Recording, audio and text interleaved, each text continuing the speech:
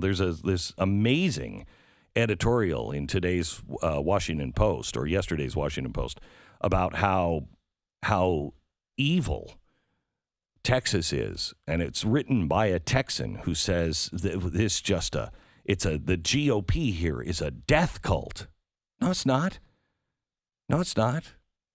I mean, we're not as bad as New York and California, and they've shut everything down. So tell me, where's your science now? See, where's the science? Because I don't understand what's happening, but we're not seeing a difference. But there's also something else about the shutdowns that we're not seeing a difference that I also don't understand, and that is there's no real difference economically in the end now between the states that opened up and the states that didn't, except for unemployment, right? Yeah, there's no real clear pattern. It's interesting because I'm working on a project for Stu Does America, and we'll do it. We'll talk about it here, too, when I'm done, which is which states actually performed the best and worst through this? Because we all talk about a lot of different things, but like if you look at the whole picture, not just, we love South Dakota, right? Because they showed a lot of freedom, but they had some really rough results at times with the actual virus where, you look at a state like Texas, how did they do? How did Florida do? How did California do? Even though they had, varying government programs and lack of freedom and such. But what was the actual performance when it comes to economy and the actual virus? And so I'm going through this, and one of the things that I found to be really fascinating, and it was against what I believed going in, was when you look at the GDP of these states, how much they locked down doesn't seem to affect the GDP at all.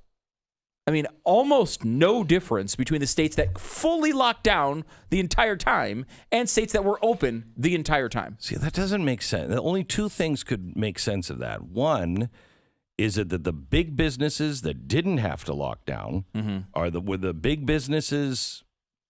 Are they just weighted so much more than the local businesses? Do they do so much more business that it's almost a blip? I don't believe that. The other would be the printing of money. That's what I think it is, because the government has given away so much money to shield these states against the collapse that they've essentially just run the economy for these blue states. For these states that have really locked down, they've just stepped in and given so much cash that they've floated the economy. Now, when you look at unemployment, huge difference, a big difference appears, right? Where states that did lock down have much higher unemployment differences than those that did not. And that's going to be harder to rebound from. Because these people are out of work. They have to find all new jobs. New businesses need to open. And small business in every recession, 75% of all job creation comes from the small businessman. Well, in some states, you've completely wiped them out. In New York City, you've wiped the restaurant out. Just wiped it out. Yeah. So what happened? Because, I mean, GDP doesn't care if you're printing a bunch of money and that's why people are spending, right? They don't care about that. But they in the future, they will. So there's only two ways to go forward from here, right? You either continue the printing of money for a very long time, possibly with no end in sight, to maintain these states that had to go through all of this, or the blue states collapse. The blue states collapse and the red states do really well. Do you think the Biden administration is going to let that one happen? Nope. I don't think so. Here's the other thing that really concerns me, and that is 10% GDP growth, they're saying, in the first quarter of this year. 10% growth. Now, normally that's great, and I do think it's great. However, where is that GDP growth coming? Where is that money coming from? Is it coming from the average person getting paid and then, growing the economy because they're spending their dollars, or is it because it is coming from the federal government? So you have 10% of GDP growth in the first quarter. On top of that, you are printing 26% more money than we ever have, except in the year 1944. We have never printed dollar to dollar. We've never printed this money except in the year right before the end of the war when we're building ships and nuclear weapons and everything else. That money has got to go someplace. And the reason why we're not having inflation, I contend that we are having inflation.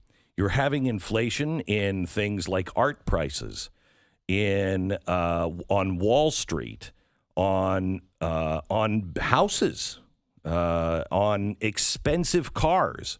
You're having that inflation already, but it's only at the upper end, because the people who have the money at the upper end and running these giant corporations, and they're like, I'll buy that piece of art for $70 million.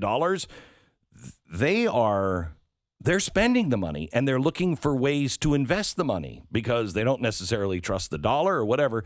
So the the mega rich are getting richer.